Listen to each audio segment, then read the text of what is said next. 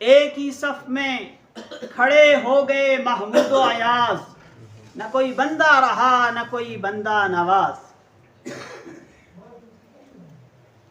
تو یہ جو بادشاہ تھا محمود غزنوی رحمۃ اللہ علیہ،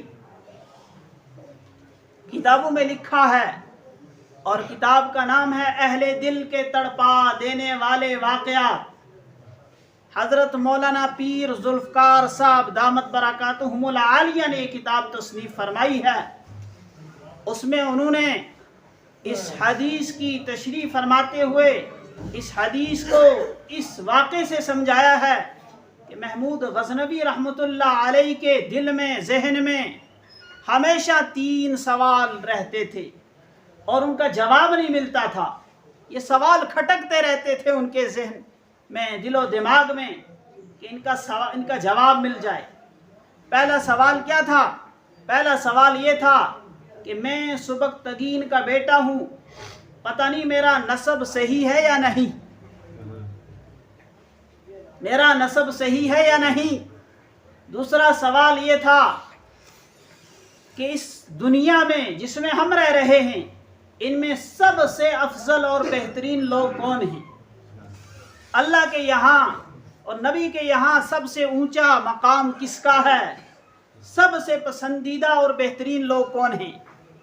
یہ سوال بھی کھٹکتا تھا، اس کا جواب ان کو نہیں ملتا تھا۔ اور تیسرا سوال یہ تھا کہ بہت وقت ہو گیا ہے، زندگی کی کافی بہاریں میں نے گزاری ہیں اور کافی زندگی کا ایک لمبا عرصہ گزر گیا ہے بادشاہت کرتے ہوئے، لیکن جناب نبی اکرم صلی اللہ علیہ وسلم کی زیارت نصیب نہیں ہوئی، آپ صلی اللہ علیہ وسلم کی زیارت نصیب نہیں ہوئی۔ کتنا خوش نصیب ہے وہ ایمان والا، وہ آپ کا امتی کہ جس کو جناب نبی اکرم صلی اللہ علیہ وسلم کی زیارت نصیب ہو جائے۔ یہ تو بہت خوش قسمتی کی بات ہے۔ تو محمود غزنوی ایک دن رات کو نکلتے ہیں، چکر لگاتے ہیں،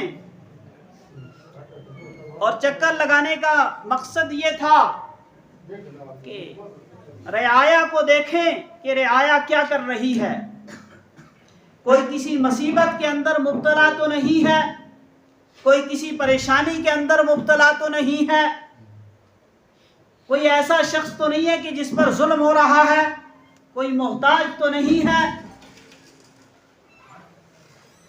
اس نیت سے بادشاہ جو ہے رات کو چکر لگاتا تھا، اور آج کے حکمراں، آج کے بادشاہ رات کی تو بات ہی نہیں، دن میں بھی سوئے رہتے ہیں، اور ان کو اپنی رعایا کا پتہ ہی نہیں ہوتا تھا۔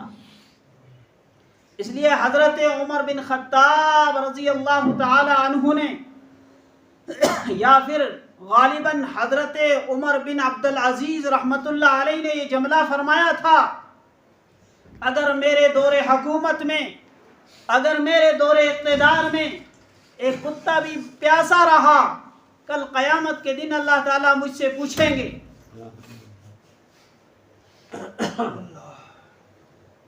تو یہ چکر لگاتا گھومتا گھومتا ایک بستی میں پہنچا، ایک محلے میں پہنچا، ایک گاؤں میں پہنچا۔ پورے گاؤں میں، پورے بستی میں سناٹا چھایا ہوا ہے، کہیں روشنی نظر نہیں آ رہی ہے، آسمان پر بھی چاند نہیں نکلا ہوا ہے، اندھیرا ہی اندھیرا ہے۔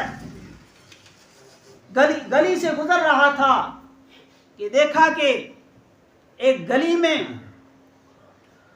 ایک مکان کے روشن دان پر چراغ جل رہا ہے، اور اس کے باہر ایک معصوم ننھا منھا بچہ کھڑا ہے، اس کے ہاتھ میں قرآن پاک ہے، وہ قرآن پاک کی تلاوت کر رہا ہے۔